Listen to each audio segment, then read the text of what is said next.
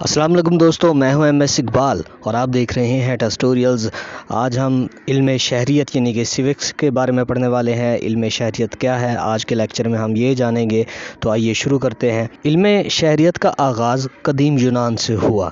آج سے تقریباً 2500 سال قبل یونانی مفکرین افلاطون اور ارسطو نے تقریباً انسانی زندگی کے تمام شعبوں کا مطالعہ کیا۔ افلاطون نے ریپبلک اور ارسطو نے پولیٹکس نامی کتابیں لکھی۔ اس دور میں یونان میں تقریباً 158 ریاستیں موجود تھیں۔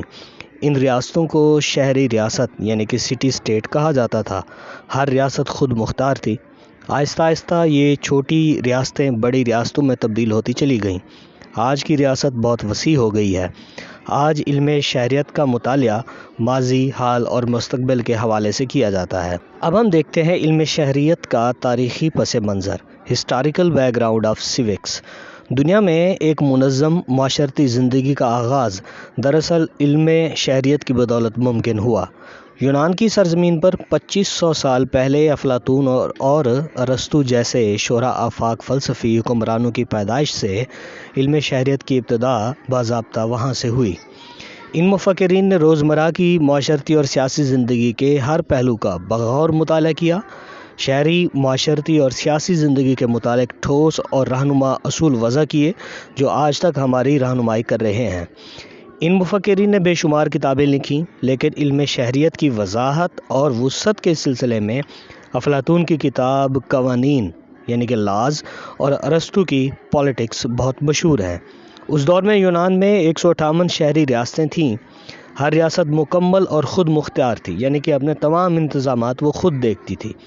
بعد میں چھوٹی چھوٹی ریاستیں بڑی ریاستوں میں تبدیل ہوتی چلی گئیں۔ یونانی دور کے بعد رومن دور بھی علم شہریت کے حوالے سے مشہور ہے۔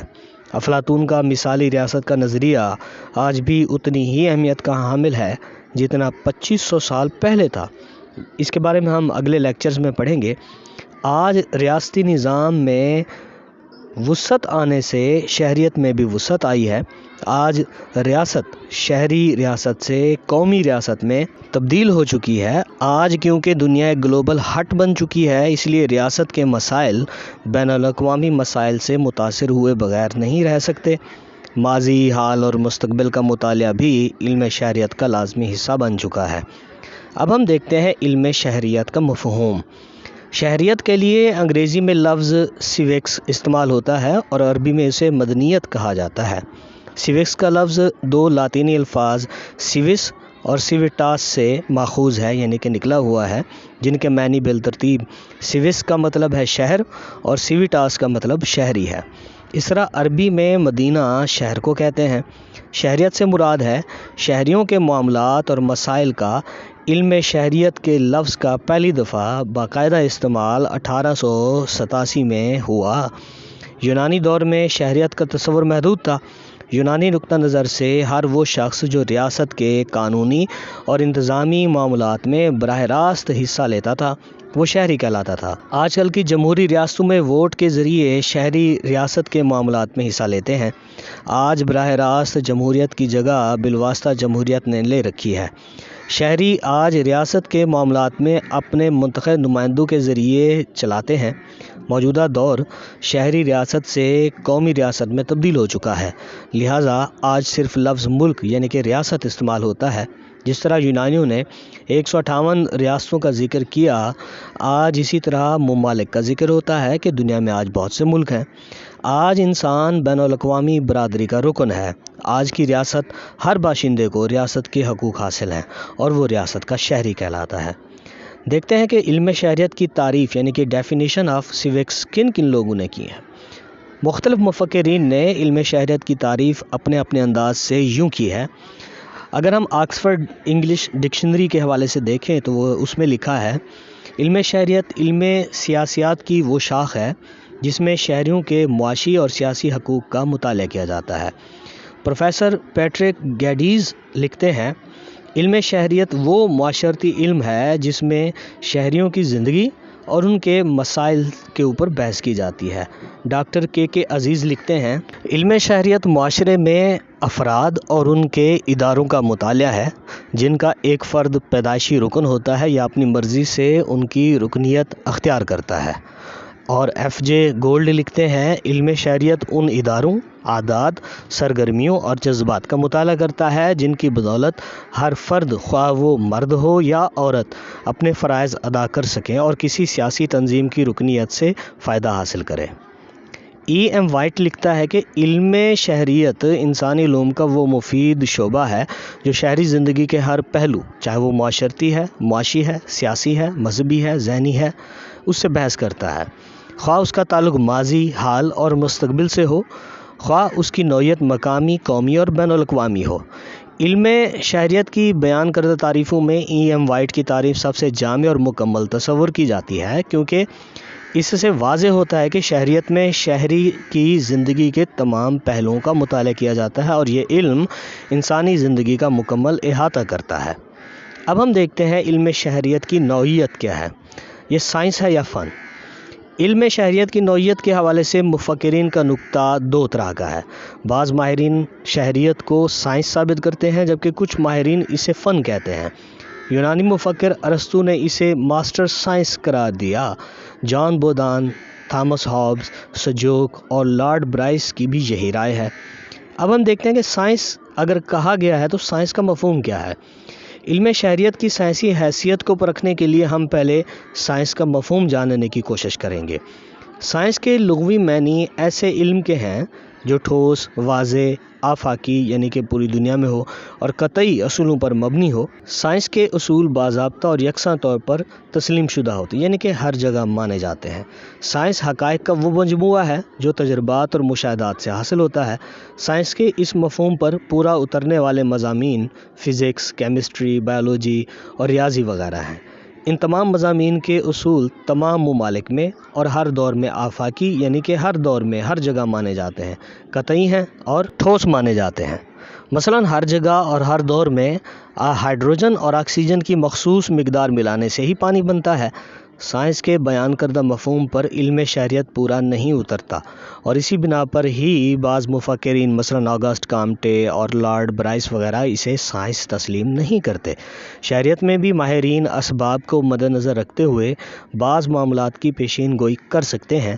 ارسطو اور کارل مارکس جیسے شہرا آفاق فلسفیوں نے انقلاب کی آمد کے درست اسباب بیان کیے ہیں، لہٰذا ہم علم شہریت کو سیاسیات، عمرانیات اور اخلاقیات جیسی معاشرتی سائنس میں شامل کر سکتے ہیں۔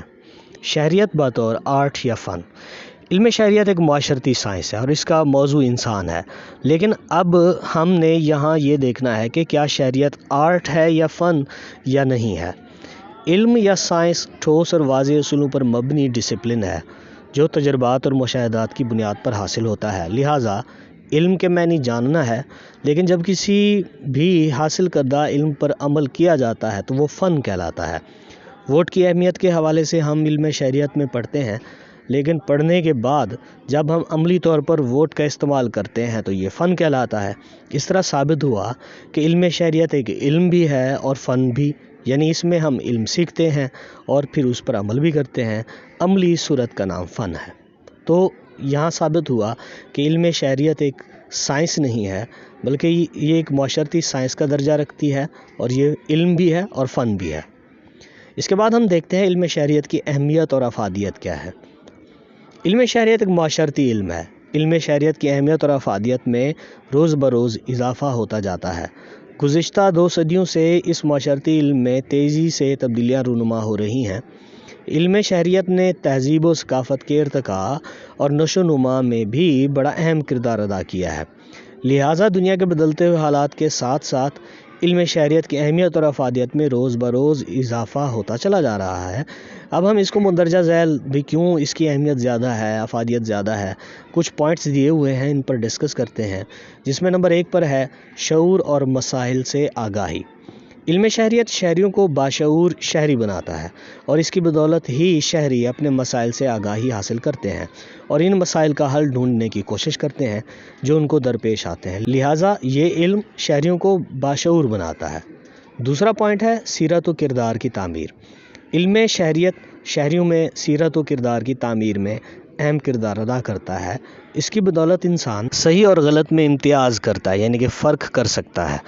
علم شہریت انسان کو اچھے راستے پر چلنے کا درس دیتا ہے۔ ہم طلباء کو محض علم ہی نہیں دیتے بلکہ ان کے کردار کی بھی تعمیر کرتے ہیں۔ بہتر کردار کی تخلیق کی بدولت ہم اجتماعی زندگی کو اچھے مختلف رنگوں میں بھر سکتے ہیں۔ علم شہریت کی بدولت شہری برے بھلے کی تمیز کرتا ہے، سچ سے محبت، جھوٹ سے نفرت کرنا سیکھتا ہے۔ علم شہریت پیار، محبت اور بھائی چارے کا درس دیتا ہے اور اس طرح سیرت و کردار کی تعمیر کرتا ہے۔ تیسرا پوائنٹ ہے حقوق و فرائض سے آگاہی۔ علم شہریت کی بدولت شہریوں میں شعور اور آگاہی آتی ہے اور شہریوں کو پتہ چلتا ہے کہ کون کون سے حقوق انہیں حاصل ہیں اور کون سے حاصل کرنے ہیں۔ اسی طرح شہریت کی بدولت شہریوں کو اپنے فرائض کا بھی پتہ چلتا ہے۔ انسان قانون کی پیروی کرتا ہے، ٹیکس کی ادائیگی کرتا ہے۔ فرائض کی ادائیگی کے بدلے میں ریاست حقوق کی صورت میں شہریوں کو بہت سی سہولیات عطا کرتی ہے جو شہریوں کی زندگی کو خوبصورت اور خوشگوار بناتے ہیں۔ چوتھا پوائنٹ ہے معاشرتی مسائل سے آگاہی۔ علم شہریت کی بدولت شہری اس قابل ہوتے ہیں کہ ان کے معاشرتی مسائل کون کون سے ہیں اور اسی علم کی بدولت وہ ان مسائل کا حل تلاش کرنے کی کوشش کرتے ہیں جن کے حل کی ضرورت محسوس کرتے ہیں۔ کیونکہ یہ ایک معاشرتی علم ہے۔ پانچواں پوائنٹ ہے معاشرتی برائیوں کا خاتمہ۔ علم شہریت کی بدولت شہری معاشرتی برائیوں کی نشاندہی کرتے ہیں۔ کیونکہ وہ ان کی زندگی کو براہ راست اثر کر رہی ہوتی ہیں اور حکومت پر دباؤ ڈالتے ہیں تاکہ وہ برائیوں کے خاتمے کے لیے اقدامات کرے۔ لہٰذا اس کی بدولت معاشرتی برائیوں کا خاتمہ ہو جاتا ہے۔ چھٹے نمبر پر ہے ووٹ کا صحیح استعمال۔ علم شہریت شہریوں کو اس قابل بناتا ہے کہ وہ اپنے ووٹ کا صحیح استعمال کر کے اپنے لیے بہتر نمائندوں کا انتخاب کر سکیں۔ اس طرح شہری علم شہریت کی بدولت بہتر طرز حکومت کی تشکیل کرتے ہیں۔ شہری اس قابل ہوتے ہیں کہ وہ ملک کو چلانے کے لیے درست نمائندوں کا انتخاب کر سکیں۔ ساتواں پوائنٹ ہے جمہوریت کی کامیابی۔ آج کل جمہوریت عوام کا پسندیدہ اور ہر دل عزیز نظام ہے، لیکن اس کو کامیابی سے چلانا بھی بہت مشکل ہے کیونکہ بے شعور اور غیر تربیت یافتہ افراد اس کے راستے روک دیتے ہیں۔ لہٰذا کامیاب جمہوری طرز حکومت علم شہریت کی بدولت ہی پروان چڑھتا ہے۔ جمہوری نظام کی کامیابی کے لیے عوام کا باشعور ہونا بہت ضروری ہے اور علم شہریت کی بدولت ہی عوام باشعور ہوتے ہیں اور جمہوری نظام کے فوائد سے استفادہ کرتے ہیں، یعنی کہ فائدہ اٹھاتے ہیں۔ آٹھواں پوائنٹ ہے معاشرتی اور معاشی ترقی۔ علم شہریت کا موضوع بحث غربت، بے روزگاری، ناانصافی اور دولت کی غیر منصفانہ تقسیم ہے۔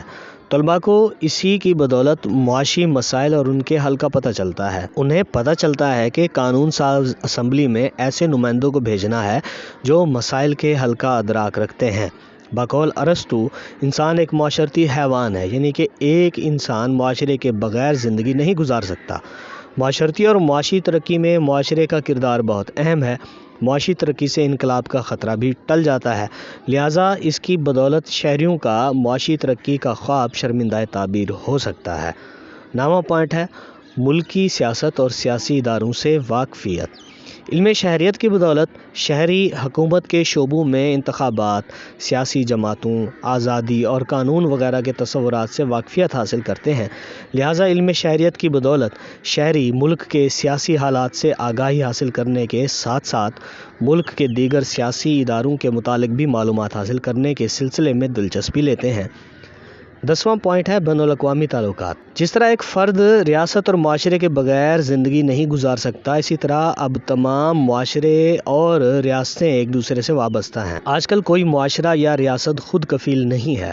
آج کی سپر پاور امریکہ بھی تمام براعظموں میں دوستوں کو تلاش کر رہی ہے اور دنیا کے وسائل پر نظر رکھے ہوئے ہے۔ علم شہریت میں مقامی اور قومی امور کے ساتھ ساتھ بین الاقوامی پہلو پر خصوصی توجہ دی جاتی ہے۔ کیونکہ علم شہریت کی بدولت ہی آج کل دنیا سمٹ کر گلوبل ہٹ، یعنی کہ جس کو آپ گلوبل ولیج بھی کہہ سکتے ہیں، وہ بن چکی ہے۔ ہر شخص پوری دنیا کے حالات سے باخبر رہتا ہے۔ آج شہری تیز ترین ذرائع ابلاغ کی بدولت ایک کمرے کے اندر بیٹھ کر دنیا کے ہر حصے کی سیاسی، معاشرتی اور معاشی سرگرمیوں پر نظر رکھ سکتا ہے۔ وفاداریوں کا صحیح تناسب۔ ریاست کے تمام شہری ایک ہی وقت میں کئی اداروں سے وابستہ ہوتے ہیں، مثلاً خاندان، برادری، قبیلہ، گاؤں، قصبہ، شہر اور ریاست وغیرہ۔ علم شہریت کی بدولت تمام رشتوں اور اداروں سے صحیح تناسب میں تعلق قائم کرنا ہے۔ وہ انسانیت کے رشتے کو دیگر رشتوں پر ترجیح دیتے ہوئے ذاتی مفاد کی بجائے قومی مفادات کو ترجیح دیتا ہے۔ 12واں پوائنٹ ہے مقبولیت میں اضافہ۔ علم شہریت کی مقبولیت میں بہت اضافہ ہوا ہے۔ والدین اپنی اولاد کو بہتر تربیت کے لیے علم شہریت کو پسند کرتے ہیں۔ آج طلباء کی بہت زیادہ تعداد اسی کی افادیت کی بدولت شوق سے اسے پڑھنے میں مصروف ہے۔ حاصل بحث کیا ہے؟ آج کا دور انسانی شعور اور آگہی کا دور ہے اور یہ علم شہریت کی بدولت آیا ہے۔ آج انسانی زندگی کے تمام پہلوؤں پر علم شہریت چھایا ہوا ہے۔ انسانی اداروں کی ترقی کا کریڈٹ علم شہریت کو جاتا ہے۔ آج تمام علوم پر شہریت کو بالادستی حاصل ہے اور دن بدن اس کی اہمیت میں اضافہ ہوتا چلا جا رہا ہے۔ تو دوستو، یہ تھا ہمارا آج کا لیکچر جس میں ہم نے علم شہریت کے بارے میں پڑھا، اس کی تعریفیں دیکھیں، علم شہریت کی اہمیت اور افادیت کے بارے میں ہم نے ڈسکس کیا۔ اگر آپ کو ہماری یہ ویڈیو پسند آئی تو اس کو لائک کیجئے، کمنٹ کیجئے اس پر اور اس کو شیئر کیجئے، اور ہمارے چینل ٹیسٹوریلز کو لازمی سبسکرائب کیجئے اور ساتھ میں گھنٹی کا نشان لازمی دبائیے تاکہ آپ کو نئی آنے والی ویڈیوز کے نوٹیفیکیشنز باقاعدگی سے ملتے رہیں۔ Thank you very much.